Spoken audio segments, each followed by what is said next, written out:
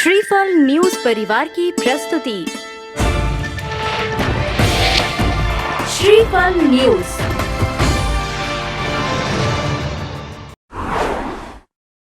जैन समाज की एकता की शक्ति। जैन मंदिरों में चोरी की घटना आम बात हो गई है।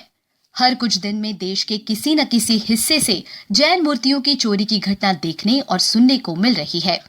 घटना की सूचना मिलते ही जैन समाज का विरोध भी तत्काल दर्ज हो जाता है, लेकिन जरूरत है इस समस्या को जड़ समेत खत्म करने की। इसलिए श्रीफल न्यूज परिवार आप सबके सहयोग से जैन मंदिरों की सुरक्षा के लिए एक बहस छेड़ना चाहता है, जिससे जैन समाज की एकता सरकार और प्रशासन को नींद से जगाने का काम करे। सबसे पहले हम चोरी की घटनाओं के बढ़ने का कारण जानने पर आपके सुझाव आमंत्रित कर रहे हैं।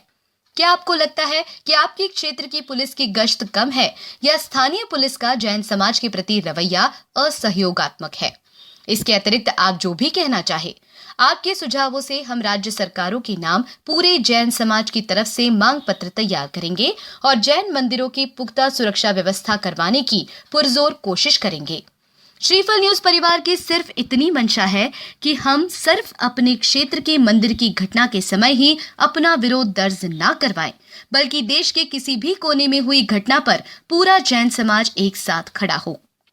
जैन समाज की एकता की शक्ति को सबके सामने लाना ही हमारा ध्येय है। श्रीफल न्यूज के लिए जयपुर से राखी जैन की रिपोर्ट। नहीं मिली विधि, किया उपवास। बांसवाड़ा के बाहुबली कॉलोनी स्थित मांगलिक भवन में चातुर्मास कर रहे आचार्य श्री सुनील सागर जी महाराज सवेरे आहार के लिए निकले, लेकिन विधि नहीं मिलने से उन्होंने उपवास धारण कर लिया। आइए जानते हैं क्या है विधि। जैन साधु 24 घंटे में केवल एक बार ही अन्न जल ग्रहण करते हैं, लेकिन वो भी ऐसे नहीं। साधु मंदिर में भगवान की प्रतिमा के समक्ष अपने मन में एक विधि, धारणा, प्रतिज्ञा आकड़ी धार कर निकलते हैं।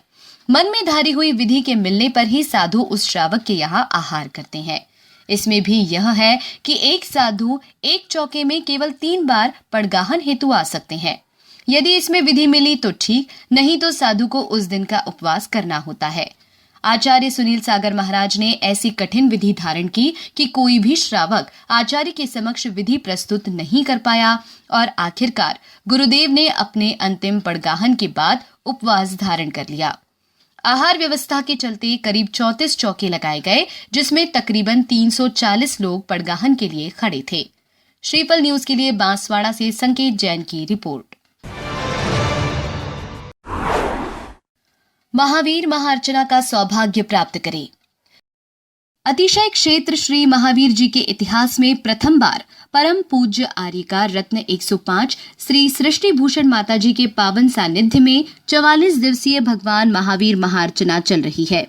24 जुलाई से 5 सितंबर 2016 तक प्रतिदिन एक सौभाग्यशाली परिवार प्रातः मनोकामना रिद्धि सिद्धि श्री महावीर विधान सायं 4 से 5 श्री महावीर चालीसा एवं संध्याकालीन श्री जी की महाआरती का पुण्यार्जन प्राप्त कर रहा है। आप भी इस महाअर्चना में अपने और अपने परिवार की ओर से एक दिन का विधान करवाने का सौभाग्य प्राप्त कर सकते हैं, जिसकी न्यौछावर राशि मात्र 11,000 रुपए रखी गई है, जिसमें विधान सामग्री, कलश, साड़ी, धोती, दुपट्टा और आपकी भोजन व्यवस्था विधान समिति के द्वारा प्रदान की जाएगी। आज 11वें दिन के विधान के पुण्यार्जक भागचंद जैन परिवार दौसा वाले थे। श्रीफल न्यूज के लिए संजय पाटनी जैन की रिपोर्ट। खाद्य पदार्थों पर नहीं चढ़ेगी जानवरों के अंश में बनी चांदी की वरक। FSSAI ने लगाया प्रतिबंध। अब निश्चिंत हो आप शाकाहारी मिठाइयों और खाद्य पदार्थों का स्वाद ले सकते हैं। सरकार ने चांदी की वरक निर्माण में जानवरों से प्राप्त पदार्थों के प्रयोग को प्रतिबंधित कर दिया है।